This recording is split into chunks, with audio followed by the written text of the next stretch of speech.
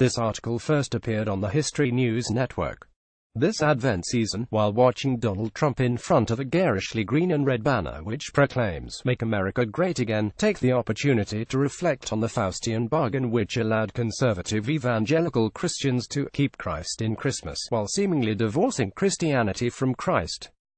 That Republican supply-side economics, exemplified by Paul Ryan and Mitch McConnell's cruel tax reform, contradicts Matthew chapter 5 verse 3 is clear. That Trump's draconian immigration policy, which new reports indicate could now involve splitting families apart, violates the essence of Exodus chapter 22 verse 21 is obvious. Keep up with this story and more by subscribing. No one. It shouldn't have to be said that the new nationalism, this new fascism, with its blood and soil metaphysic, stands in opposition to the sublime universalism of Galatians chapter 3 verse 28, for those 81% of white evangelicals who voted for Trump, and more troublingly for the profoundly inhumane, greedy, wrathful ideology that he embodies, and who have seemingly forgotten the scripture. I have another passage to remind them of, Matthew chapter 4 verse 10, following the dark adversary who took Christ up an exceeding high mountain, and showeth him all the kingdoms of the world, and the glory of them, and saith unto him, All these things will I give thee, if thou wilt fall down and worship me. And Christ, choosing to follow the small, humble, yet sacred path, rejected the temptations of worldly power, declaring, Get thee hence, Satan, for it is written, Thou shalt worship the Lord thy God, and him only shalt thou serve. America's conservative evangelicals, however, have taken up that diabolical offer. Witness the self-debasement of a man like neurosurgeon and current HUD Secretary Ben Carson offering prayers for Trump on December 19, with the president quipping to the press that they need the prayer more than I do. Maybe a good solid prayer, and they'll be honest. Ben, is that possible? Or when at that same meeting Vice President Mike Pence, one for whom we are perennially reminded of his piety while he seemingly forgets Matthew chapter 6 verse 6, offered a masterclass in saccharine sycophancy when he groveled to Trump with Mr. President, I'll end where I began and just tell you, I want to thank you, Mr. President. I want to thank you for speaking on behalf of and fighting every day for forgotten men and women of America. The forgotten men and women of America are forgotten no more, and we are making America great again. Or if those examples condemn the powerful at the expense of regular evangelicals, consider that 80% of white, self-identified evangelicals in Alabama voted for the disgraced and disgraceful losing pedophile Roy Moore. Presiding over this nightmare of abandoned principles, or perhaps more disturbingly the embrace of principles that were always there, is Trump himself, the philandering, vulgar, immoral New York real estate developer of seemingly no authentic faith who promised evangelicals that I am your voice. The Public Religion Research Institute reported that over the past 5 years the percentage of white evangelical Protestants who said that a politician who commits an immoral act in the personal life could still behave ethically shot up from 30 to 72%. The percentage saying such a politician could not serve ethically plunged from 63 to 20%. The difference, it would seem, is a certain Fifth Avenue resident who promised them that, if I become president, we're gonna be saying Merry Christmas at every store. You can leave Happy Holidays at the corner. What easily bought faith? In 2017, all it takes for many right-wing Christians is to be taken to the top floor of Trump Tower, be shown all the kingdoms of the world, and they'll gladly prostrate themselves before an idol for a bit of temporal power. Christianity, by its own definition, is a countercultural faith, one which stands in opposition to the things of this world while still being in this world. But humans being humans, the history of the religion is replete with moments where Augustine's city of man has overwhelmed the city of God in the heart of the believer. From Constantine's usurpation of the Roman Church to Henry VIII's appropriation of ecclesiastical power, Christians have been more than willing to sell their allegiance for 30 pieces of silver. Trumpian Christianity is but one chapter in a long lineage of hypocritical capitulation of principle to sovereigns in the name of worldly power. A supreme irony, for one of the most important aspects of the constitutional principle of disestablishment is that it preserved the independence and sanctity of religious practice from the machinations of a meddling state. But while there is a long custom of right-wing evangelicals bellyaching about the perceived depression when such calls for religious freedom are often really just a justification for denying the rights of others, there are now no compunctions about jumping into bed with the most manifestly irreligious of presidents in modern history, for whom the only scripture is that of Norman Vincent Peale's prosperity gospel combined with an endlessly renewable faith in himself, regardless of what reality dictates. There is an irony in all of this. Since the resurgence of politicized evangelical Christianity with the ascendancy of Ronald Reagan, many apocalyptic-minded conservative Christians made a sort of prophetic parlor game out of conjecturing who the potential Antichrist could be. Figures from Hal Lindsey to Pat Robertson, Oral Roberts, and Jerry Falwell often fingered world leaders or liberal politicians as being in league with Satan. An irony, since if the Antichrist is supposed to be a manipulative, powerful, smooth-talking demagogue with the ability to sever people from the most deeply held beliefs, who would be a better candidate than the seemingly indestructible Trump? Well, I don't believe in a literal Antichrist, and to accuse Trump of being one gives the president far too much credit.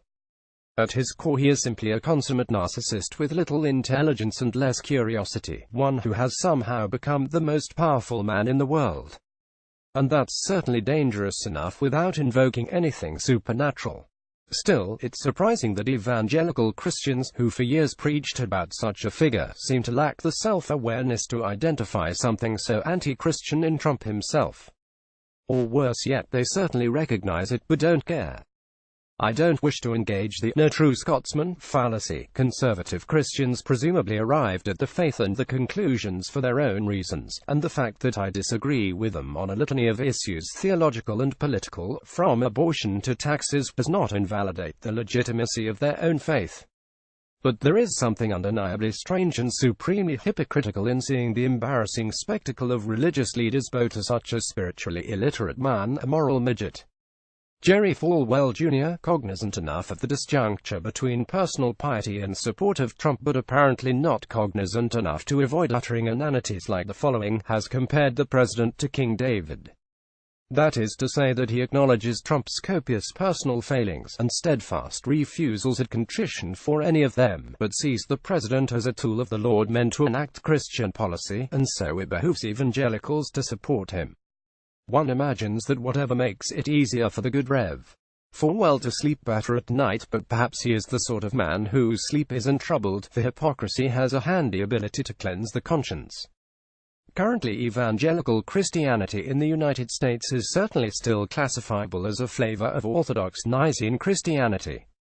But it's not like there isn't precedent for the Church to contort itself to the heresies of a totalitarian regime. Consider the promulgation of an Aryan positive Christianity in the Third Reich, in which all Jewish elements of the faith were expunged, and the Gospels rejected in favor of a deadly and noxious blood and soil ideology, where the Fuera is the herald of a new revelation. This consolidation of all the Protestant denominations of Germany featured no Apostles' Creed, or Nicene, rather only allegiance to the state, a complete capitulation to the prince of this world and an assent to the temptation upon the desert mountaintop.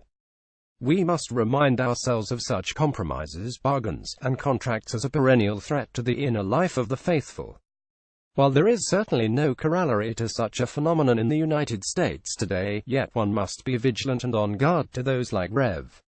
Falwell who see no blasphemy in comparing a president to the Anointed One. Trump is arguably the logical culmination of some strains of right-wing evangelical Christianity in America, from the political theology of dominionism to the hermeneutics of presuppositional apologetics, dogmas which see no inconsistency to rendering all to a Caesar whom they have declared to be a Christ. We may have yet to see the arrival in the United States of a type of powerful, theocratic, fascistic Protestant phalangism enabled by the opportunism of a Trump, and which makes the traditional Christian right look positively liberal. And with the global rise of the new nationalism, there is a disturbing degree of collaboration between rightist religion and racist ideology, from the orthodox mysticisms of those in the Kremlin who follow the crackpot historian Alexander Duggan to Stephen Bannon who wishes to preserve his understanding of Christendom not because all of us are children of God but because only some of us are white. Christianity, when allied to the powers of the world, has a way of promulgating distinctly anti-Christian beliefs. Do not read me as hyperbolic. The threat is global, powerful, interconnected, and real. When 60,000 Polish fascists marched in November, promoting a Poland without Muslims and Jews, they chanted, "We want God," a phrase from a speech delivered in Warsaw by Trump earlier that year. Nazi-positive Christianity was countered by the resistance of the Confessing Church, the underground network of pastors and parishioners who operated in opposition to the glorification of worldly power as represented by the regime. One of the greatest of souls and theological intellects was the Confessing Church minister Dietrich Bonhoeffer, martyred by the Nazis at Flossenburg concentration camp in 1945. Witness to the rise of compromised fascist Christianity in his own country, he accurately diagnosed the equivocations and capitulations some Christians were willing to make in order to sup at the table of power, but he also understood that, from a theological perspective, there should be nothing surprising about this. He explained that for evil to be disguised as light is quite bewildering to anyone brought up on our traditional ethical concepts, while for the Christian who based his life on the Bible, it merely confirms the fundamental wickedness of evil. But even while acknowledging the fundamental wickedness of that evil, Bonhoeffer stood in opposition to it, and lived a life testament to that gospel. So, this Advent, if you're looking for a bit of the promise of that first Christmas, consider this: whenever some persons trade the faith for the treasures of this world, elsewhere a remnant of true faith always seemingly endures. A faith that answers power with mercy, hate with love, a shout with a whispered prayer. It's written that nobody can serve two masters, even as many evangelicals seem content to try and serve God, mammon, and darker gods aside.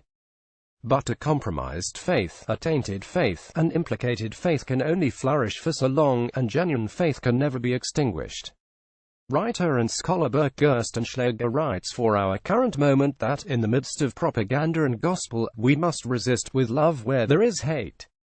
Resist with kindness where there is abandonment. Resist with grace where there is cruelty. Resist with justice where there is impunity. Resist with knowledge where there is ignorance. Resist with truth where there are lies. Advent is our season, for if Bonhoeffer and the Confessing Church provide us any Advent succor, it's this: even at the darkest of hours when faith seems all but extinguished, a faint light can still glimmer so that we may see.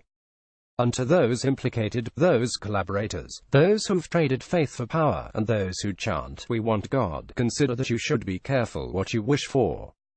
God may be precisely what we get. Ed Simon is the associate editor of the Marginalia Review of Books, a channel of the Los Angeles Review of Books.